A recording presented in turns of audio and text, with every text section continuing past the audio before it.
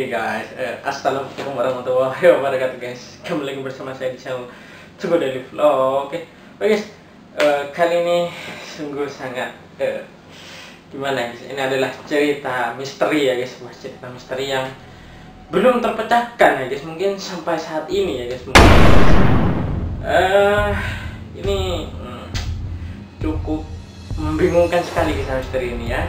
Sebelum itu jangan lupa klik tombol subscribe dan support channel ini terus biar uploadnya tiap hari.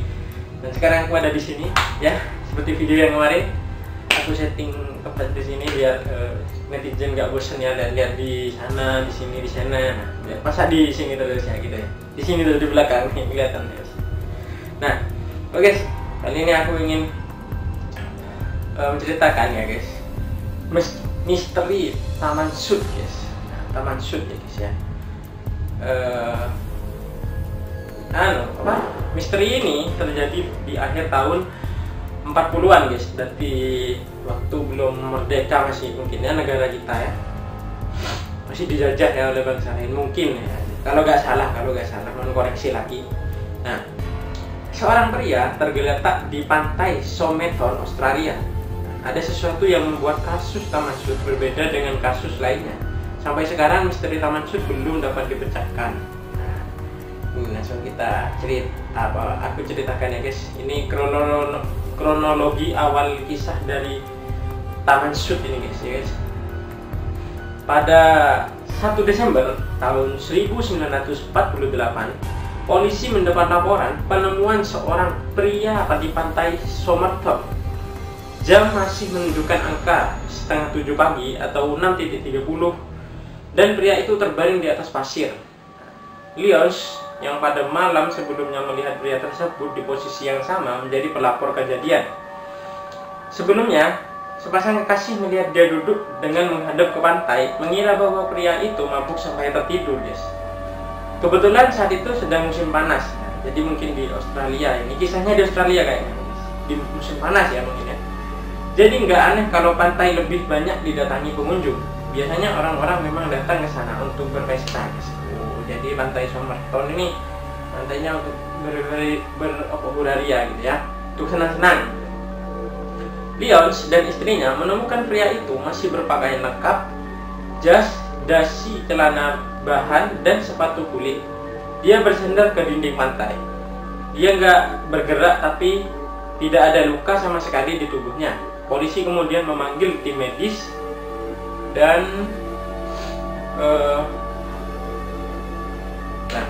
mereka menyatakan pria itu telah meninggal guys. Setelah polisi membawa tim medis, pria itu dinyatakan meninggal dan pemeriksaan awal menyatakan bahwa pria itu meninggal karena serangan jantung guys.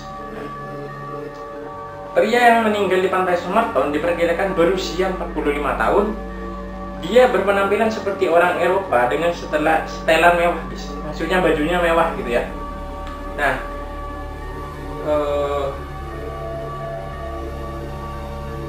dia terlihat seperti seorang pekerja kantoran dengan posisi yang tinggi dan penampilan fisiknya. Dari penampilan fisiknya, guys, dia pekerja. Seorang koroner dan patologis bernama John Burston Sleland menyatakan bahwa pria itu menghembuskan nafas terakhirnya sekitar jam 2 pagi. Nah, pemeriksaan dilanjutkan dengan mengidentifikasi pola gigi dan sidik jarinya, tapi identitasnya tidak ditemukan oleh petugas otopsi, mengaku bahwa dia tidak yakin bahwa kematian pria itu merupakan kematian yang normal. Nah, dia berhasil membuka fakta pria tersebut memakan sebuah roti 3 atau 4 jam sebelum meninggal, guys. Nah, walaupun makanan itu dicurigai sudah diberi racun ya, guys. Tetapi tidak ada bukti yang cukup untuk memberikan asumsi tersebut, guys. Ada kemungkinan dia diracun dengan barbiturate atau hipnotik yang pada saat itu sulit untuk dibuktikan, guys. Nah, ini guys, kayak obat mungkin ya, racun ya. Dan kejanggalan di kasus Taman Sud, guys. Ini yang kedua ya, guys. Yang tadi awal kejadian dan ini kejanggalannya, guys. Pada 14 Januari tahun 1949, pegawai di stasiun Adelaide menemukan koper berwarna coklat yang mereknya sudah dicabut. Koper itu masuk di penitipan pada 30 November tahun 1948. Isinya pakaian mandi berwarna merah, sandal merah, celana dalam, pakaian dalam, piyama, alat cukur, celana coklat berpasir di lipatan, kantung laundry, obeng, pisau meja, gunting, penghapus, dan beberapa amplop. Wah, ini berarti sangat banyak banget ya guys ya, barang-barangnya di tas ini ya guys. Semua barang yang ada dalam koper sudah dicabut mereknya, tapi ditemukan nama T-Can pada dasi dan kantong laundry dan Can pada pakaian dalam guys. Jadi ditemukan nama T-Can. Polisi mengira bahwa sang pembunuh lupa untuk mencabut tag yang bersisa. Penyelidikan dilanjutkan dengan mencari nama T-Can, tapi sayangnya tidak ada apapun yang bisa ditemukan dengan nama tersebut guys. Mungkin dilacak sudah ya, dilacak gak ketemu masih guys. Dan yang ketiga ini guys adalah kemunculan tulisan Taman Sud guys. Dan pada bulan April 1949, John Burton Sleyalan yang kembali diberikan kuasa untuk menyelidiki badan korban menemukan beberapa bukti baru. Pertama, sepatu pria itu baru saja disemir dan terlihat selalu bersih untuk ukuran seseorang yang berjalan di sekitar pantai guys ya. Kedua, sebuah kertas yang ditemukan dari lipatan kecil celananya guys. Kertas itu bertuliskan Taman Sud. Dan Taman Sud merupakan sebuah kata dari puisi berjudul The Rubaiyat karya Omar Khayyam. Polisi kemudian meminta bantuan pada pihak perpustakaan untuk menerjemahkan kata tersebut. Hasilnya adalah Taman Sud berarti akhir atau selesai guys. The end gitu ya. Kata-kata itu ditemukan pada halaman terakhir buku puisi itu guys. Tulisan Taman Sud di kertas ternyata merupakan sobekan dari buku Omar Khayyam. Polisi segera bergegas mencari buku yang halaman terakhirnya disobek. Seorang petugas yang menyelidiki kasus ini mendapat laporan bahwa ada seorang pria yang menemukan buku tersebut dan diberi nama samaran yaitu Ronald Francis. Wah, ini kok tambah ruwet guys. Sampai sini ini tambah ruwet guys. Francis tidak sadar kalau kertas sobekan itu berasal dari buku yang dia ketahui sampai membaca kabarnya dari surat kabar guys. Nah, oke guys, aku lanjutkan lagi ya guys. Buku itu kabarnya ditemukan di kursi belakang di kursi belakang sebuah mobil yang terparkir di JT Road, Glenelg, 1 minggu sebelum kejadian guys. Di belakang sampul buku, polisi menemukan sebuah nomor telepon, nomor yang tidak dapat diidentifikasi, dan sebuah tulisan kriptik. Tulisan kriptik itu terdiri dari 4 baris dan tulisan dengan pensil. Sampai saat ini, gak ada yang bisa memecahkan apa arti dari tulisan kriptik tersebut, walau kepolisian sudah melibatkan banyak pihak. Gitu guys. Dan yang ketiga nih guys, nama-nama dalam kisah misteri Taman Sud guys. Jessica Jo Ellen Thompson merupakan nama pertama yang dikaitkan dengan kematian pria yang membawa tulisan Taman Sud. Nah, Jo berprofesi sebagai perawat dan nomor teleponnya ada di balik sampul buku Omar Khayyam yang halaman terakhirnya disobek dan ditemukan di celana pria yang tewas di pantai. Jo mengaku sama sekali nggak kenal pria itu dan bagaimana nomor teleponnya bisa ada di sampul buku.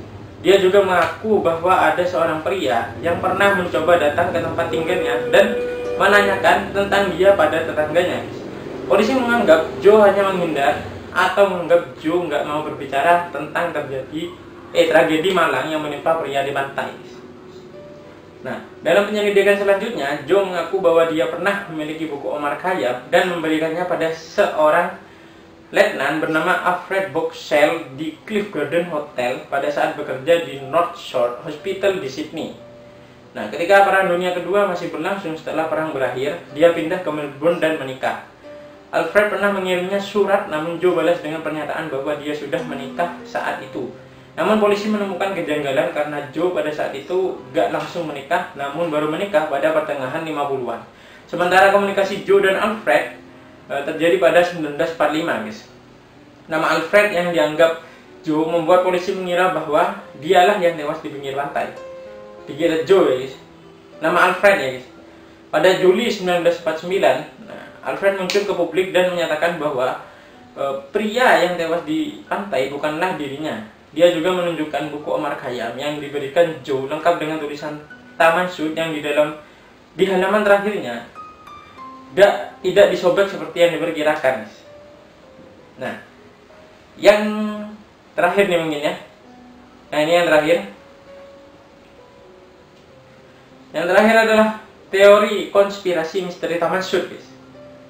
Nah, kematian pria tanpa identitas di pantai mempunyai banyak kejanggalan. Dari mulai tidak ada teman atau anggota keluarga yang mengakuinya, sampai tulisan Taman Sud yang sampai saat ini belum terbacakan, guys. Nah ini adalah teori konspirasi mengenai misteri Taman Sud, guys. Yang pertama adalah polisi menduga bahwa pria yang tewas itu merupakan seorang mata-mata. Kondisi kematiannya yang begitu rapi, tersusun sampai identitasnya tidak dikenali siapapun, merupakan hal yang paling mencurigakan dan biasanya dilakukan oleh para ahli. Nah, ditambah penampilan korban yang rapi seperti menunjukkan dia bukan pekerja rendahan, guys. Nah, mungkin dia mata-mata, mungkin ya. Yang kedua adalah pria yang tewas terlibat dalam masalah intelijen. Alfred yang terlibat dalam urusan intelijen selama dan setelah Perang Dunia Kedua dicurigai mempunyai peran. Sebuah wawancara Alfred secara gak langsung mengatakan bahwa Joe bisa saja tahu lebih mengenai masalah ini kalau ada yang memberitahunya. Selain itu, karir militer Alfred juga cukup mencurigakan dengan kenaikan pangkat yang berjalan terlalu cepat, guys. Nah, guys, teorinya ya, guys.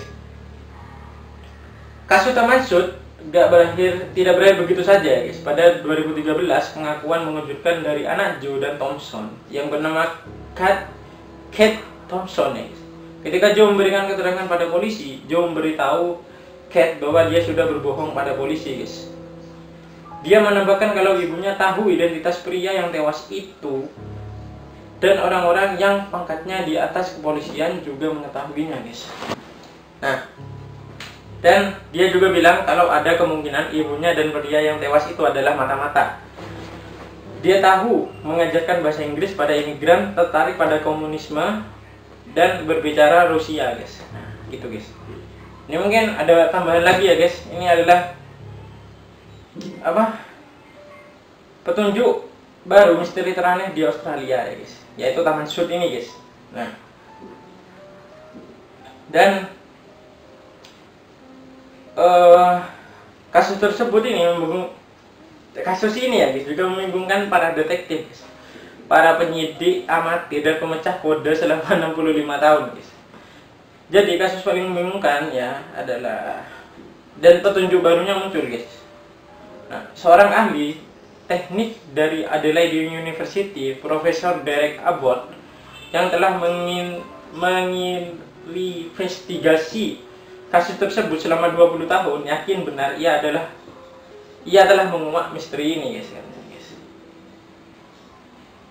Nah, hal tersebut tak disadari Profesor Abbott hingga suatu hari ia melihat di internet dan terpaku pada foto otopsi Marilyn Monroe. Jika seseorang hanya memperlihatkan foto itu padaku dan tak menyebut itu adalah Marilyn Monroe, aku tak bakal menyangka itu dia, katanya, guys. Dari foto otopsi, Profesor Abbott membuat versi artistik dari gambaran pria itu dengan memperhitungkan distorsi setelah proses postmortem, serta dilengkapi deskripsi eksternal seperti warna mata, guys. Nah, katanya, guys, ada pekerjaan menebak-nebak seperti dalam rekonstruksi wajah, seperti yang terjadi dalam pengungkapan kejahatan saat seseorang mengkonstruksi seseorang berdasarkan ciri-cirinya, guys. Nah, kasus Taman Sud selama 65 tahun ini telah membangkitkan banyak teori konspirasi bahwa pria itu adalah mata-mata di masa Perang Dingin, guys. Apalagi uji corona mengindikasikan ia tewas diracun. Dan berulang kali permintaan muncul yang dialamatkan pada Jaksa Agung South Australia, John Rau, agar jasad misterius itu diangkat dari kubur dan menjalani uji DNA.